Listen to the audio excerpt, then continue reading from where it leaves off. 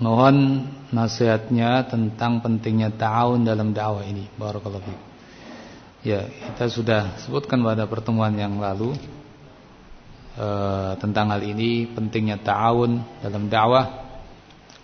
Barangkali sebagian masih ingat yang saya sebutkan, atau kalau ada yang merekam barangkali bisa didengarkan. Yang jelas bahwa dakwah ini, ahibati fillah rahimakumullah, perlu kita emban bersama-sama. Ya, ini merupakan tugas kita bareng-bareng. Walaupun masing-masing kita sebetulnya berkewajiban, ya. Tapi ya kita menyadari pentingnya kebersamaan dan bantu-membantu. Dulu Nabi sallallahu alaihi wasallam pernah mengatakan apa? Man ala rajulun yahmiluni ila qaumihi fa inna quraisyan qad mana'uni an uballigha kalam rabbi.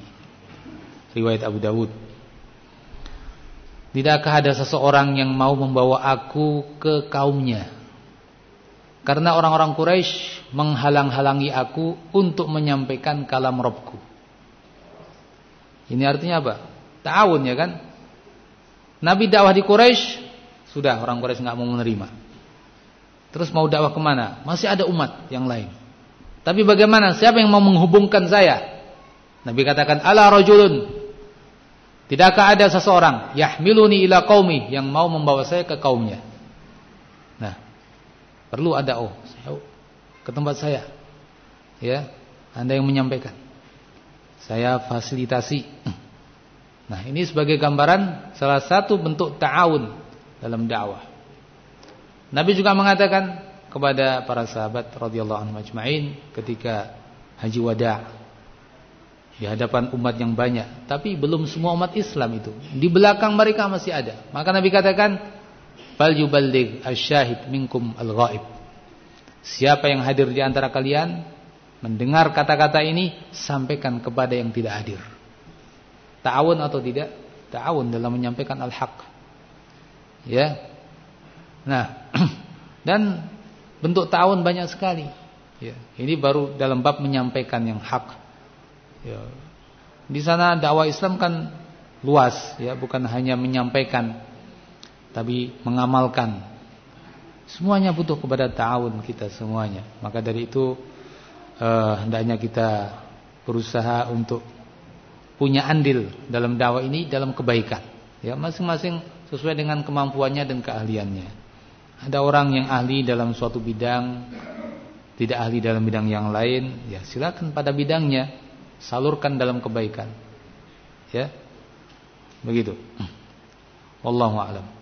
Dan masing-masing insyaallah akan dapat pahala dari Allah Azza wa Jalla, karena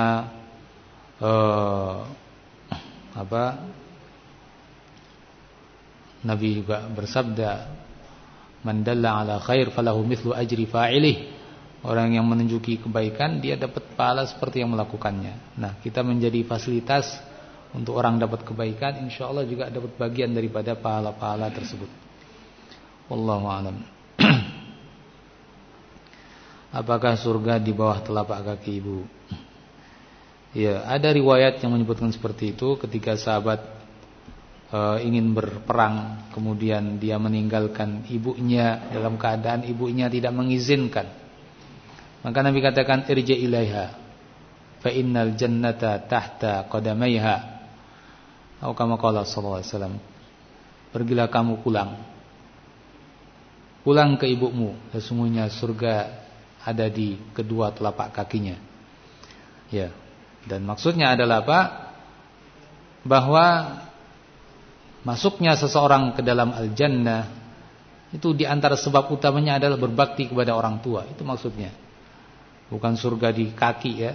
Ini bukan itu maksudnya, jelas. Tapi maksudnya adalah agar seseorang berbakti kepada kedua orang tuanya, yang itu menjadi sebab utama seorang masuk ke dalam surga.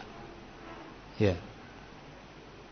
Bukan dengan lafaz al-jannatu tahta aqdamil ummahat. Nah, ini kan lafaz yang masyhur, ya. Tapi itu bukan lafaz hadis.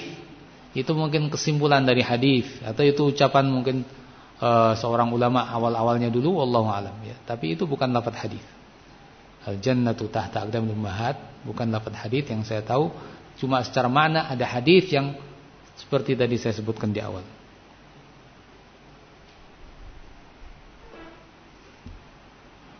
Apa hajar menurut makna atau istilah? Hajar tadi saya sebutkan secara bahasa itu menjauhi, ya. Warrujza fahjur. Juga dalam hadis tidak halal, la yahillu lil muslimin an yahjura akhahu.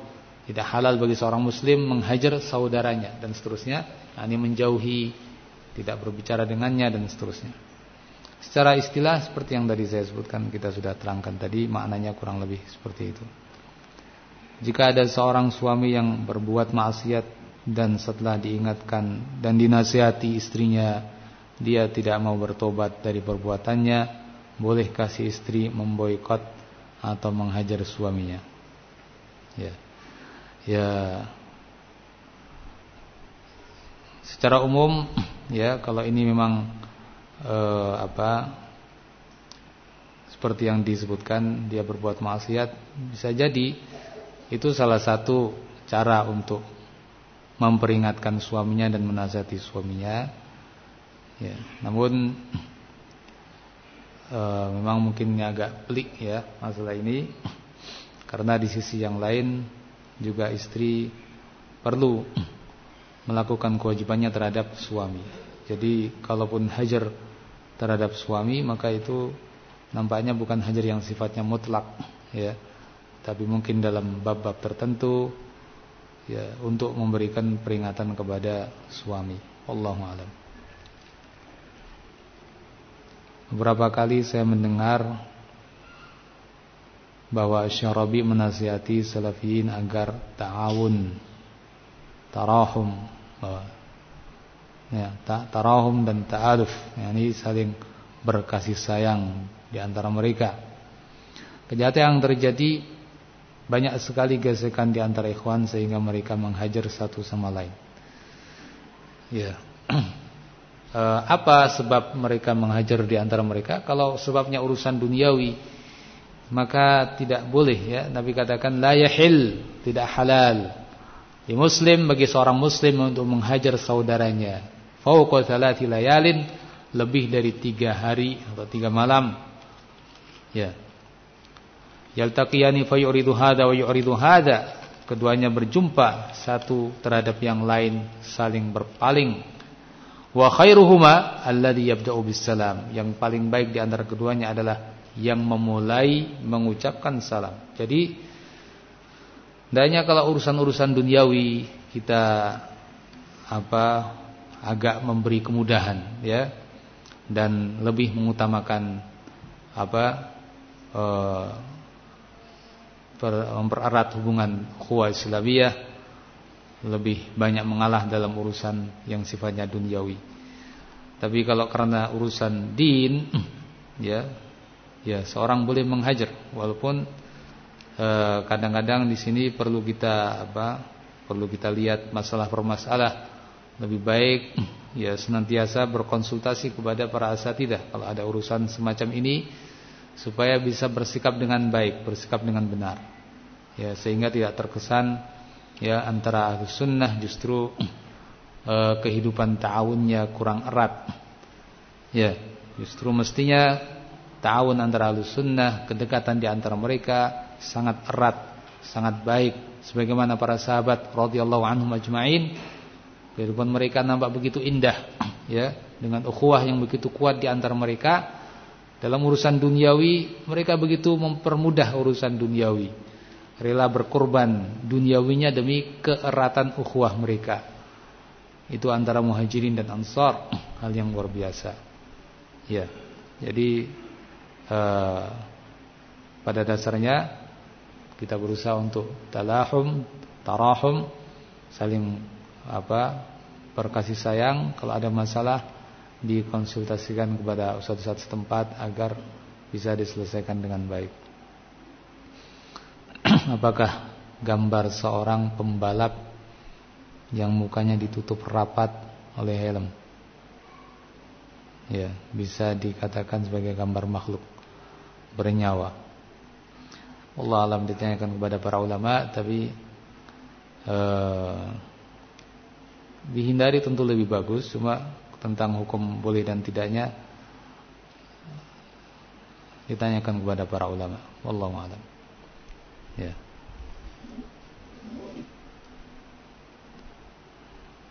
Apakah Ahlul Bait sampai sekarang masih ada? Masih ada. Ahlul Bait sampai sekarang masih ada. Buktinya apa? Buktinya Imam Mahdi dari mana?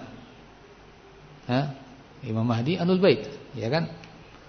Ya, kalau Ahlul Bait sekarang sudah enggak ada, terus Imam Mahdi dari mana?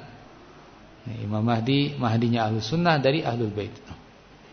Apakah termasuk riba apabila pinjam pada saudara untuk membuka usaha, kemudian dijanjikan hasil usaha beberapa persen selama hutang belum dikembalikan, atau hutang dicicil tiap bulan tapi dikasih beberapa persen dari hasil usaha? Terima kasih. Ya, ini termasuk riba, jelas ya. Ini termasuk riba. Ini adalah memberi untung kepada orang yang meminjami. Itu riba. Kaidahnya kullu qardhin jarra naf'an fahuwa riba. Tiap peminjaman yang berakibat memberi manfaat kepada yang meminjami, maka itu adalah riba. Sampai seandainya itu sifatnya hanya hadiah, ya, selama saya pinjam dia, saya sering kasih dia hadiah, maka hadiah itu riba. Sebelum saya pinjam, nggak pernah saya beri hadiah. Nah, hadiah ini adalah riba. Ya, wallahu a'lam.